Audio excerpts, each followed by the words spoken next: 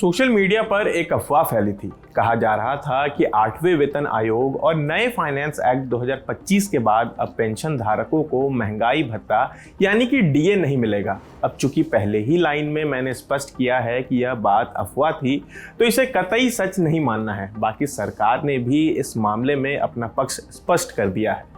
असल में जब केंद्र सरकार ने केंद्रीय कर्मचारियों की सैलरी की दोबारा समीक्षा करने के लिए 8वें वेतन आयोग का गठन किया, तो कर्मचारियों और पेंशनर्स के मन में सैलरी, पेंशन और महंगाई भत्ते को लेकर कई सवाल उठने लगे। इसी बीच सोशल मीडिया पर, खासकर व्हाट्सएप पर एक मैसेज तेजी से फैलने लगा। इसमें दावा किया गया कि फाइनेंस एक्ट 2025 के तहत पेंशनर्स को अब डीए बढ़ोतरी नहीं मिलेगी। इस पर सरकार ने शनिवार 13 दिसंबर को जवाब दिया है। पीआईबी फैक्ट चेक ने सोशल मीडिया प्लेटफॉर्म एक्स पर एक पोस्ट किया। इसमें कहा गया कि व्हाट्सएप पर एक मैसेज वायरल हो रहा है जिसमें दावा किया जा रहा है कि फाइनेंस एक्ट 2025 के तहत केंद्र सरकार ने रिटायर कर्मचारियों के लिए डीए बढ़ोतरी और वेतन आयोग से जुड़ी सुविधाएं वापस ले ली हैं। ये दावा पूरी तरह फेक यानी कि फर्जी है। सरकार ने बताया कि पेंशनर्स के डीए और वेतन आयोग से जुड़े लाभ खत्म नहीं किए गए हैं। सरकार के मुताबिक पेंशन या डीए तभी रोका जा सकता है जब किसी कर्मचारी को गलत काम के चलते नौकरी से निकाला गया हो। सीएसएस पेंशन नियम 2021 के नियम 37 में यही बदलाव किया गया है। सरकार ने भी कहा कि मई 2025 में जारी नोटिफिकेशन में भी यही बात कही गई है।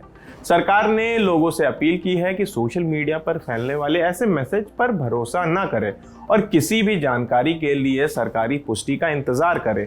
डीए में इजाफा क्यों जरूरी होता है? महंगाई भत्ता यानी कि डीए सरकारी कर्मचारियों की सैलरी का एक अहम हिस्सा होता है। इसका मकसद महंगाई के असर से लोगों को बचाना होता है ताकि रोजमर्रा की चीजें महंगी होने पर भी उनकी जेब पर ज्यादा बोझ न पड़े। सरल शब्दों में कहें तो डीए इसलिए दिया जाता है ताकि बढ़ती महंगाई के बावजूद लोगों की खरीदने की ताकत बनी रहे। आमतौर पर डीए की दरों की साल में 2 बार समीक्षा की जाती है और जरूरत पड़ने पर इसे बढ़ाया जाता है। एक सरकारी कर्मचारी की सैलरी में बेसिक वेतन के साथ साथ डीए, हाउस रेंट अलाउंस यानी कि एचआरए, ट्रांसपोर्ट अलाउंस जिसे शॉर्ट में टीए भी कहते हैं, दूसरे भत्ते और बाद में पेंशन शामिल होती है। 1 अक्टूबर 2025 को केंद्र सरकार ने सभी केंद्रीय कर्मचारियों के लिए डीए को 3% बढ़ाने की मंजूरी दी थी। ये इजाफा 7वें वेतन आयोग की सिफारिशों के आधार पर किया गया था। वहीं खबर के अंत में एक और जरूरी जानकारी लेते जाइए। सरकार 8वें वेतन आयोग को नोटिफाई कर चुकी है। इसके टर्म्स ऑफ रेफरेंस भी मंजूर हो चुके हैं। वेतन आयोग में टीओआर यानी कि टर्म्स ऑफ रेफरेंस आयोग का काम और दिशा निर्देश निर्धारित करने वाला मेन डॉक्यूमेंट होता है।